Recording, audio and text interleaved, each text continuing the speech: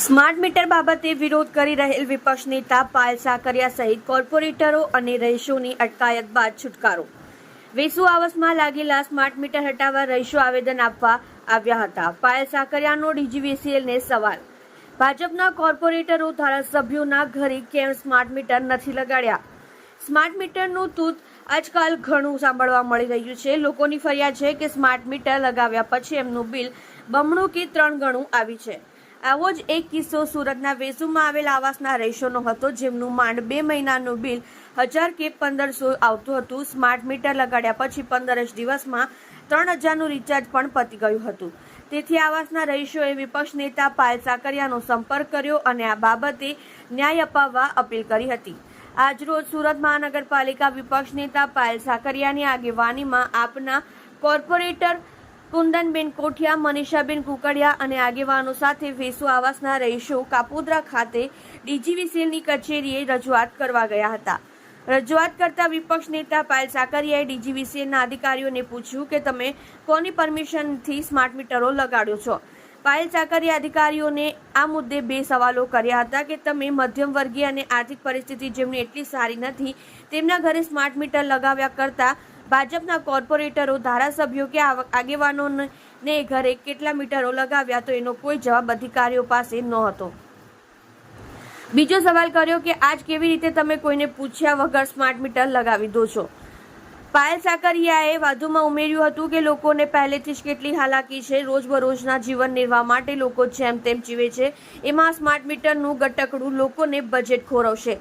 લોનના હપ્તા, ઘર ખર્ચો, છોકરાઓની સ્કૂલની ફી, બીજા ત્રીજા ખર્ચા વગેરેથી મધ્યમ વર્ગ પીસાઈ રહ્યો છે। વધુ બીજો બોજો પોષાય એમ નથી। હવે આ સરકાર તો રોજ નવા ગટકડા અને ફતવા લાવે છે, જેની અસર સામાન્ય માણસ પર પડે છે। આ બધી બાબતો વચ્ચે કાપોદ્રા પોલીસમાંથી સ્ટાફના માણસો પહેલેથી જ હાજર હતા।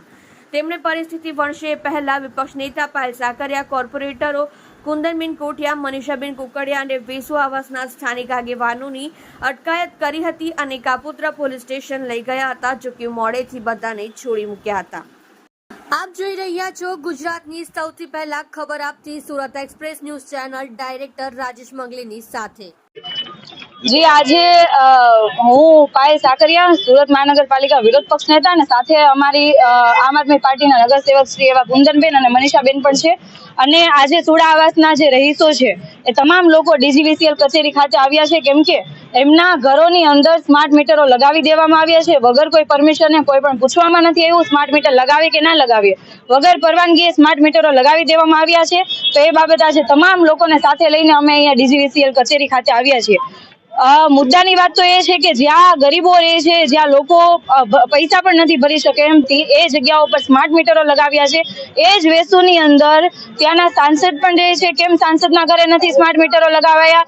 કેમ ત્યાંના ધારાસભ્યના ઘરે સ્માર્ટ મીટરો નથી લગાવાયા? કેમ ત્યાંના કોર્પોરેટરોના ઘરે સ્માર્ટ મીટર નથી લગાવાયા?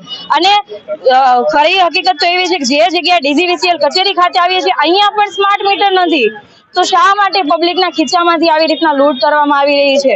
તો આ બાબતે અમે સુડા આવાસના તમામ રહીશોની સાથે અહીંયા કચેરી ખાતે, ડીજીવીસીએલ કચેરી ખાતે અમે મોરચો લઈને આવ્યા છીએ, રજૂઆત કરવા માટે આવ્યા છીએ। તાત્કાલિક ધોરણે સ્માર્ટ મીટરો હટાવવામાં આવે અને કેટલા દિવસની અંદર સ્માર્ટ મીટરો હટાવવામાં આવશે એવી જવાબ માંગવા આવ્યા છીએ।